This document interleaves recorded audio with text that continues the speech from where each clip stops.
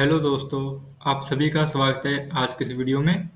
आज की इस वीडियो में बात करेंगे हम लेटेस्ट अपडेट्स के बारे में जो कि लिमिटेड डिपार्टमेंट एग्जाम के बारे में आई हैं।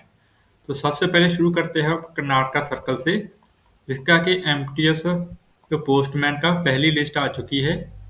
23/10 को ये रिजल्ट आया है और इस एग्जाम की बात करें तो 148 मैक्सिमम मार्क्स थे और एक क्वेश्चन डिलीट हुआ था कर्नाटका सर्कल में।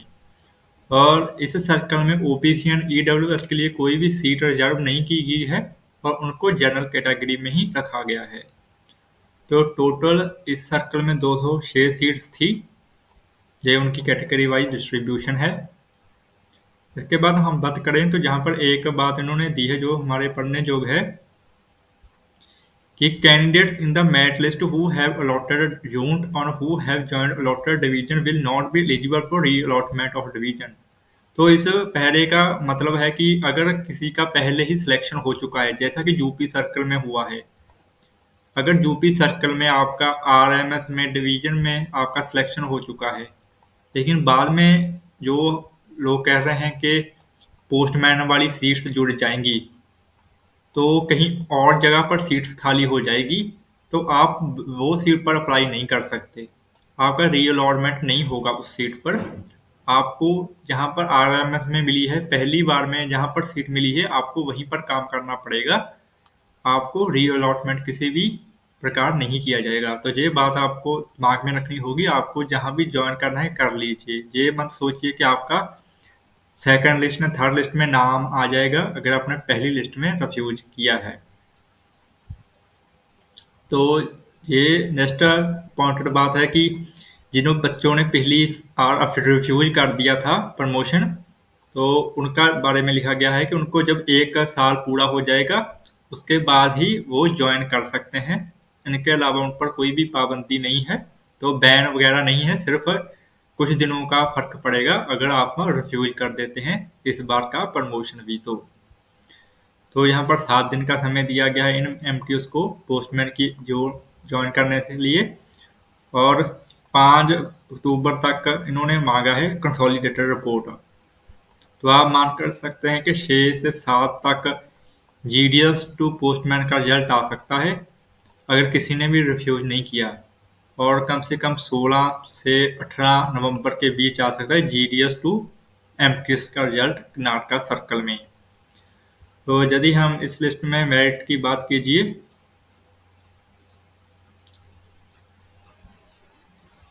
तो जर्नल की जो कट ऑफ से 94 गई थी, एससी की कट ऑफ 72 और ST cut off 68। EWS and OBC की कट ऑफ नहीं गई थी इस रिजल्ट में। तो इसके बाद हम बात करेंगे आंध्र प्रदेश के सर्कल के बारे में, जहां पर सेकंड सप्लीमेंट्री रिजल्ट आया है पोस्टमैन टू एमटीएस रिजल्ट का। तो जहां पर सिर्फ 3 कैंडिडेटों ने रिफ्यूज किया था और इनकी जगह पर 3 नए कैंडिडेटों का नाम आया है। तो जहां पर ये भी शो किया गया है कि इन ये जो कैंडिडेट हैं इनको मिल सकती थी जॉब, लेकिन इन्होंने लेटर प्रेफरेंस भरी थी।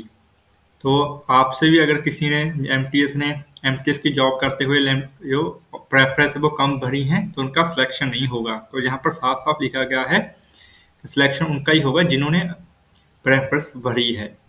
तो आपको ये ध्यान रखना होगा, जब भी आप एग्जाम फिल करते हैं तो आपको प्रेफरेंस मैक्सिमम भरनी चाहिए अगर आपको जॉब चाहिए। तो उसके बाद उन्होंने कैंडिडेट का नाम दिया है जो कि सिलेक्ट हुए हैं, जहां पर उनका नाम दिया है, और इनको 30 अक्टूबर तक कहा गया है इनको ज्वाइन करने के लिए।